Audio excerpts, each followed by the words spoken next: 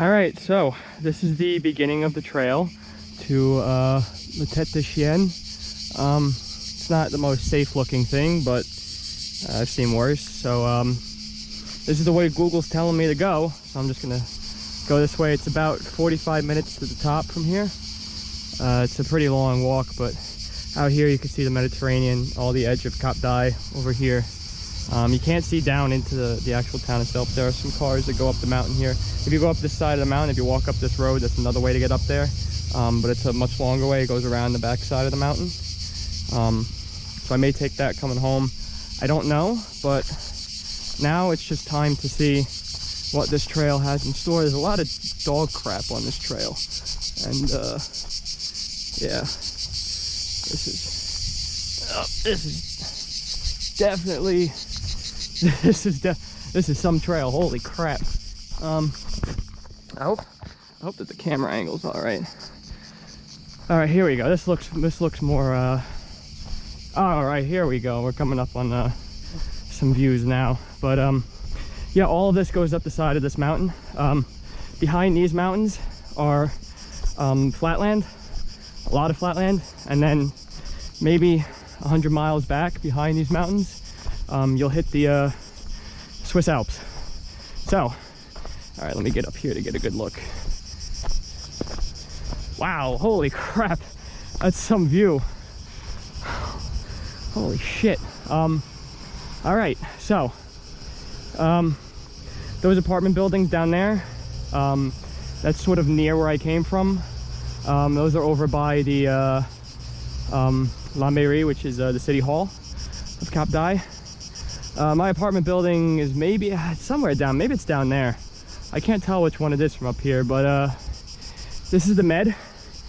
If you go all the way out this way, you're gonna hit well, you'll probably end up hitting Algeria, maybe. Probably Algeria out this way, and then that way is more like you'd probably be closer to like Libya or Egypt if you just kept heading down that way. Down that way, Spain. That's Saint-Jean-Cap-Ferrat. A lot of wealthy people live there. Actually, a lot of wealthy people live here too. I just found out that Bill Gates has a house up around here, the Kardashians, the Jenners. So I'm surrounded by pricks, for lack of a better word. But yeah, actually, you could probably see better over here. But way off in the distance, I doubt I can catch it on the camera, but there's silhouettes of mountains. These mountains just line the coast, and they just go on all the way to the Pyrenees, which is the border between France and Spain. Probably even beyond that. I mean, beyond that you hit Barcelona, but there's probably a decent mountain range along the border of Spain. And you can see, you know, people bring their yachts out here. I gotta get a picture of this. This is just amazing. Holy shit. Yeah, this is really fantastic.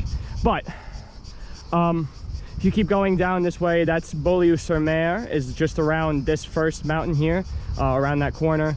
Well, actually, it's more at the base of the cape over there.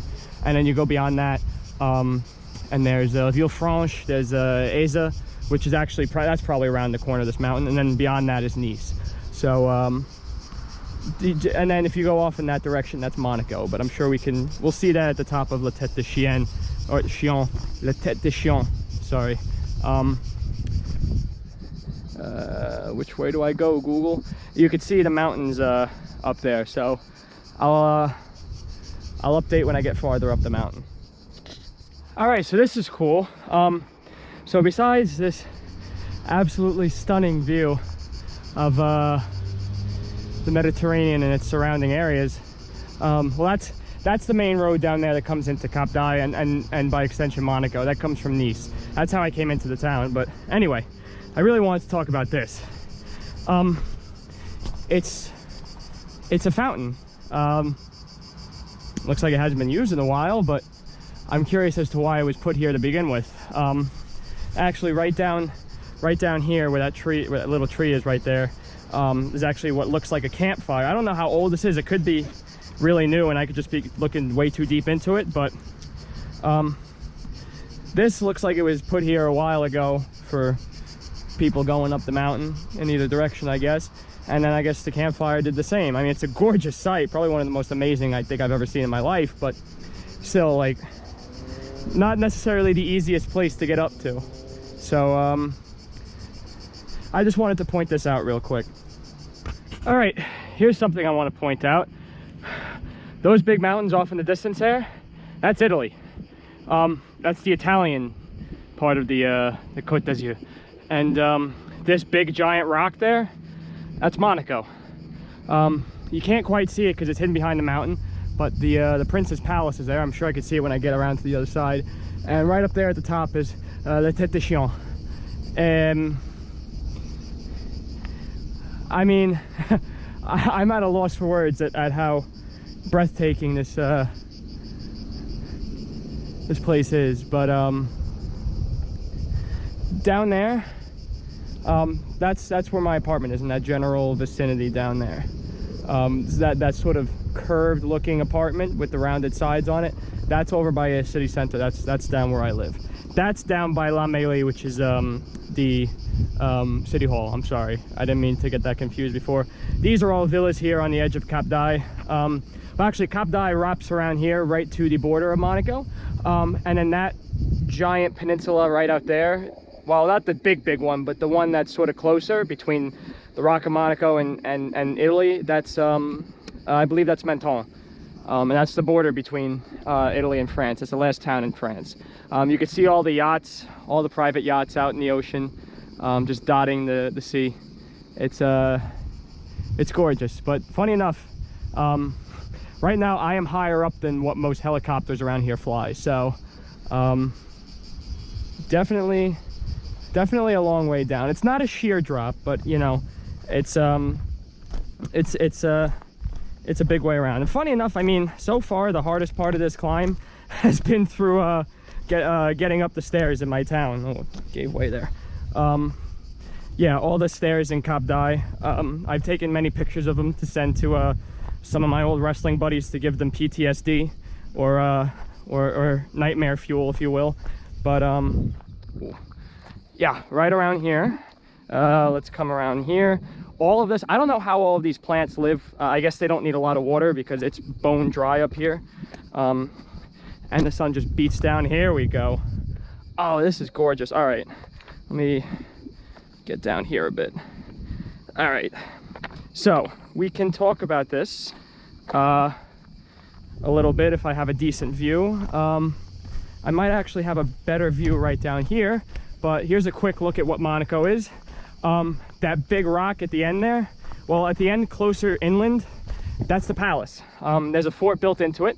There's actually a tunnel that runs underneath it to connect both sides of the city. But there are people who live there, and the rent is beyond anything I could ever imagine. But with that also being said, in order to live in Monaco, you have two options. A, you were born there and your family's lived there for generations, which is very unlikely. Or B, you pay 350,000 euro in order to get a visa, which is about 400, I'd say close to $475,000 US. And that's just for a visa. That doesn't include rent, that doesn't include anything. Granted, there's no income tax. Monaco does not take income tax, and I will talk about that when I talk about the history in a little bit. But yeah, it's uber expensive. I don't know how the hell to get up to the top of this mountain here. Well, this mountain looks like it's going down. I think I took a wrong turn. Fuck. All right. So let's talk about Monaco then. That right down there is Stade Louis II. That's the soccer stadium. That's actually where my school is built into. You could see the marinas down there. It's a little harder to see. There's another marina behind where these trees are. That big rock there. There's actually a church in there. There's a casino, I believe, in there. One or two casinos in there. And then there's the palace closer inland. The border is basically invisible. There's no actual defined borders, so you really can't see anything. But down there is more the financial. That's Monte Carlo, which is, funny enough, actually a neighborhood and the name of the city. It's very strange how they named it, but this edge of the city is the neighborhood known as Fontvieille. That's a park behind with that big white tent.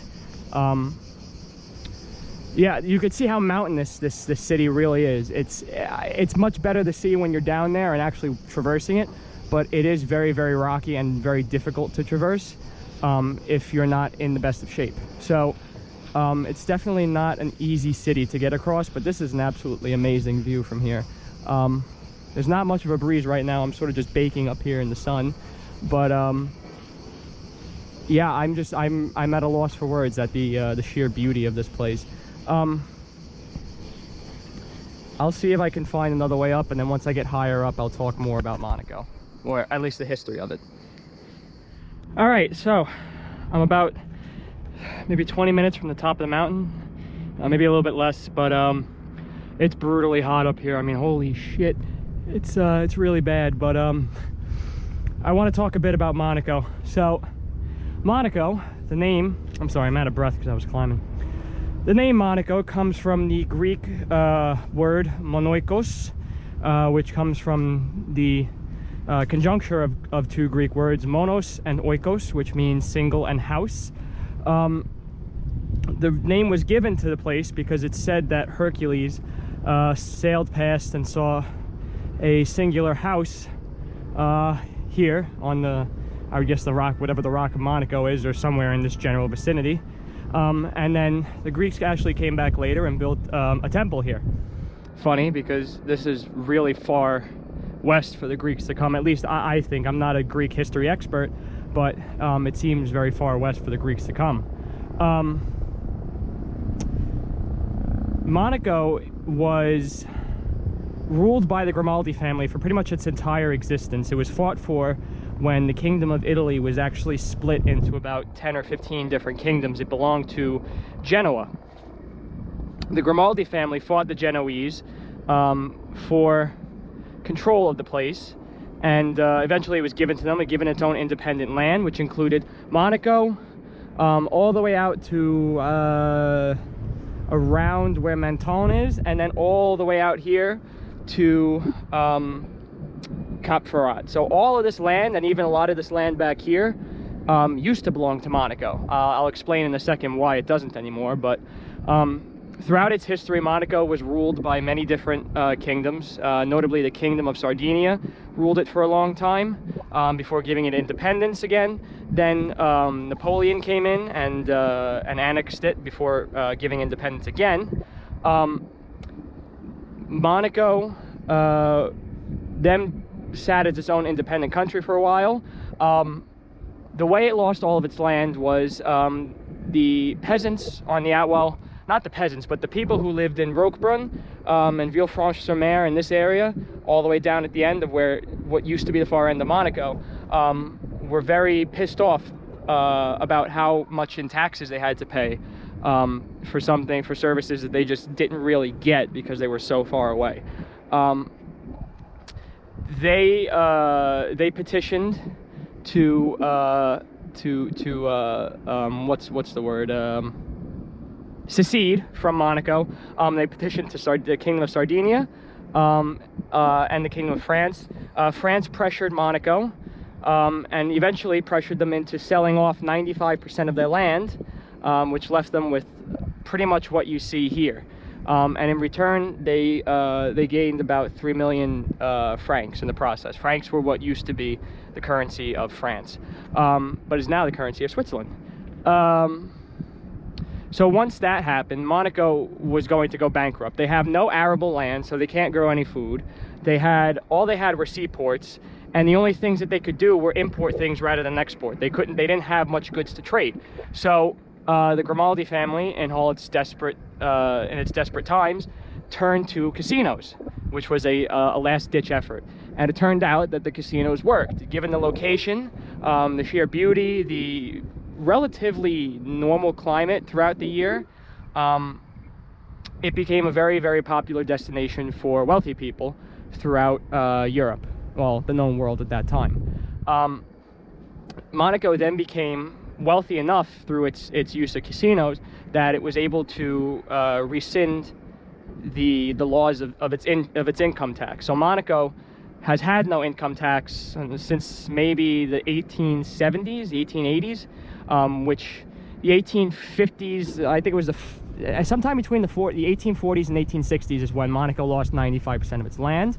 And then around maybe the 1880s is when the income tax was abolished.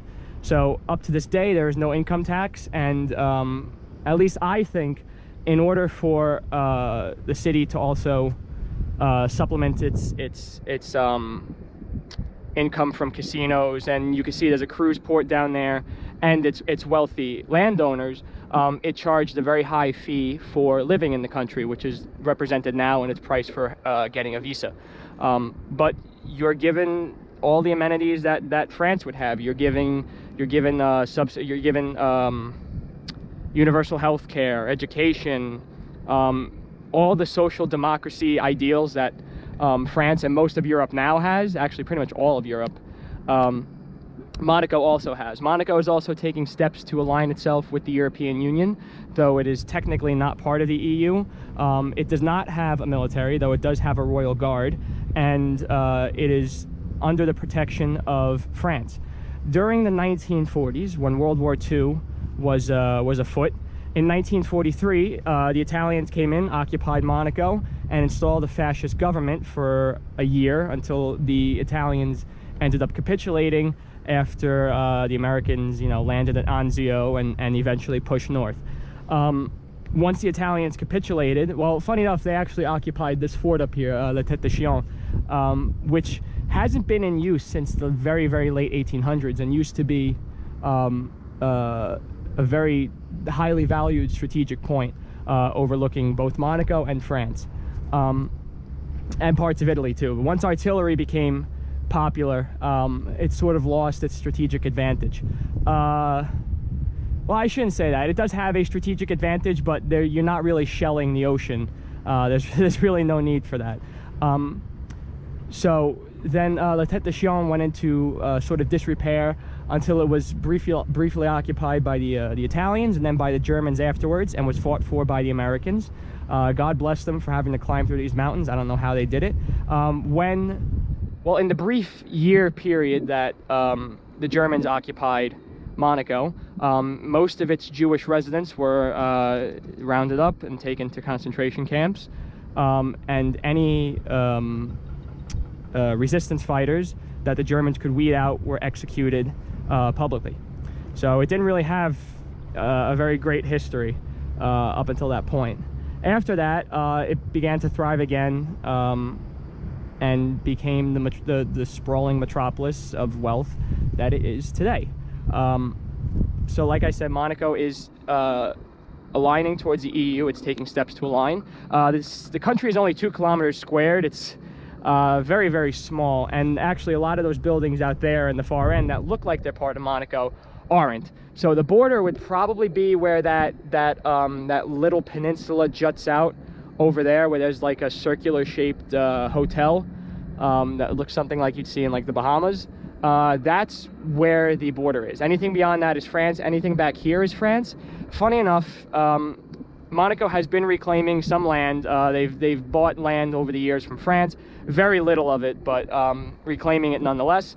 And since they can't necessarily develop backwards, they choose to develop outwards into the sea. So there are lots of different projects by the Monegasque government in order to build outward into the sea to reclaim more land. They've reclaimed, I don't know how much they've reclaimed from the sea, but I know that it's probably close to about 30% of the land that's here was reclaimed from the sea. So it's a very large chunk. Anything I'd say beyond Stade Louis II is reclaimed from the sea. The Rock of Monaco used to be the farthest thing outward, out into the ocean, but now it's surrounded by places that jut out just as far as it. This port actually right here, this marina, I believe that's not part of Monaco, this far right marina. This is part of Cap d'Aille, that's France. Anything beyond the separation behind it is Monaco. There's no fences, as you can see. That little soccer field down there is basically where the border is, between that and the stadium across the street. That's the border between Monaco and France. it's very difficult to see, but I'm just, right now I'm mesmerized by this view. So yeah, that's pretty much Monaco's history in a nutshell. I'll do another video going more in depth into it. But most of this land used to be part of Monaco, and then was I guess you could say, forced to be sold to the French. Otherwise the country would have went bankrupt and they just would have been annexed completely. So it has a very interesting history, and it's one of the last microstates on Earth besides the country of San Marino, which is surrounded completely by Italy, and was given, I believe one of the popes gave it. No, it wasn't the Pope. It was during the unification of Italy, San Marino was promised its own independent state, which it retained for all these hundreds of years because it supported the unification and helped support the militias and the forces who ended up unifying Italy. So that was sort of like a gift to San Marino, that it could retain its own independence. So besides San Marino and Monaco, there's very, very few microstates left. So it's definitely a modern marvel, and something that I don't see changing anytime soon, because the relationship between both Monaco and France is very well, so or very good. So that's Monaco in a nutshell. When I get to the top, I'll do a little bit more filming and see if there's anything that I missed. So this is Le Tête de Chien. It's about an hour and a half climb, 2.5 miles, about 95-degree heat. I quite frankly, I want to fucking die right now. And I have to go all the way back down. But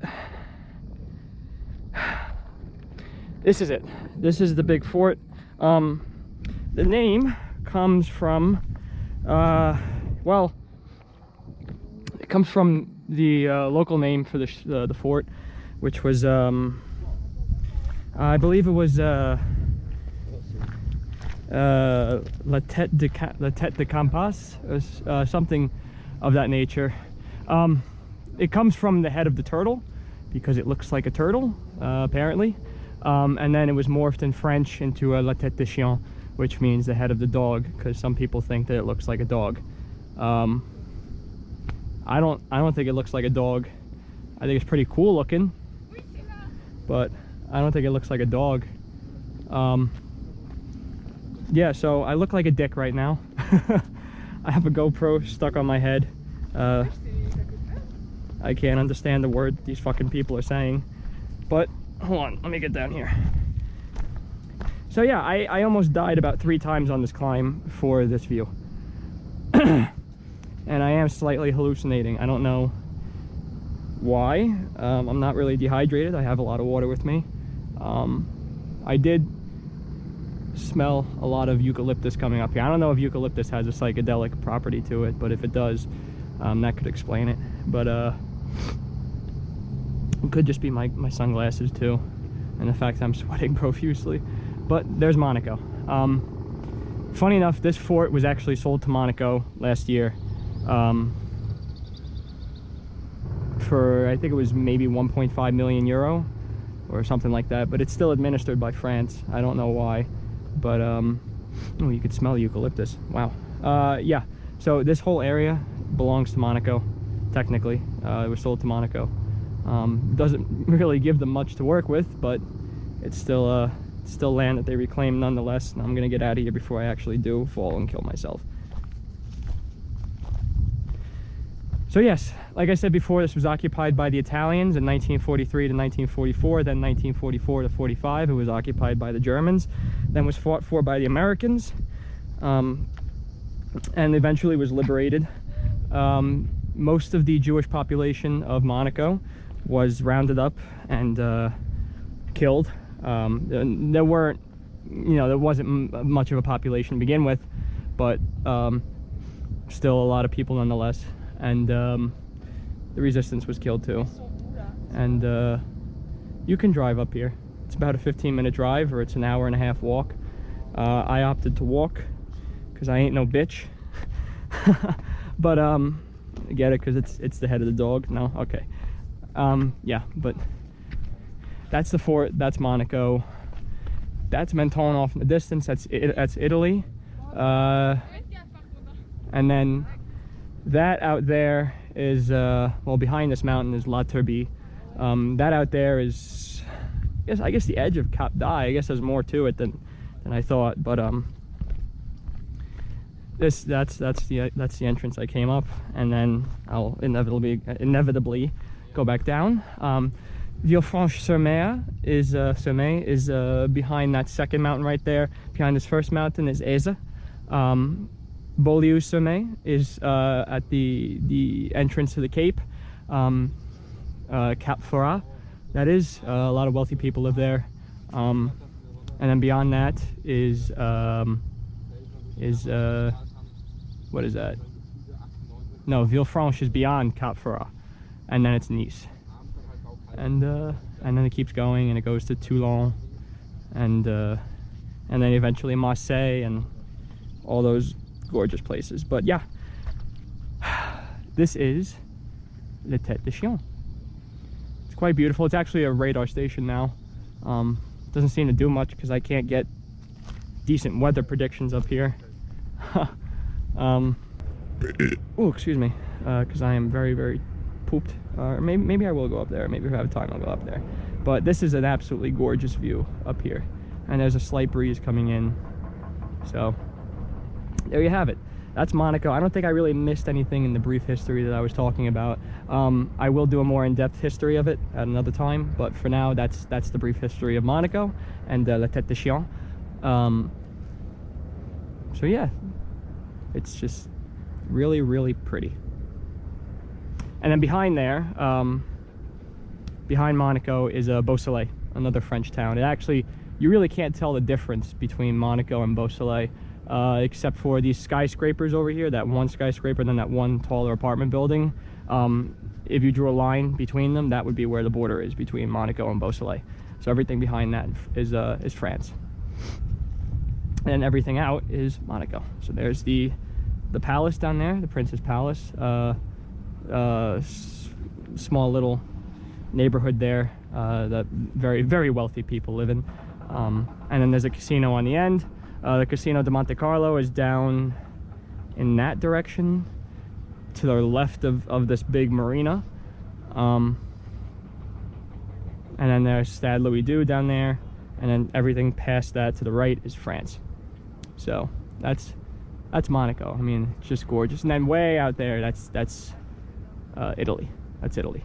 And then over here is Menton beyond, well, this cape, and then beyond that a bit is Menton.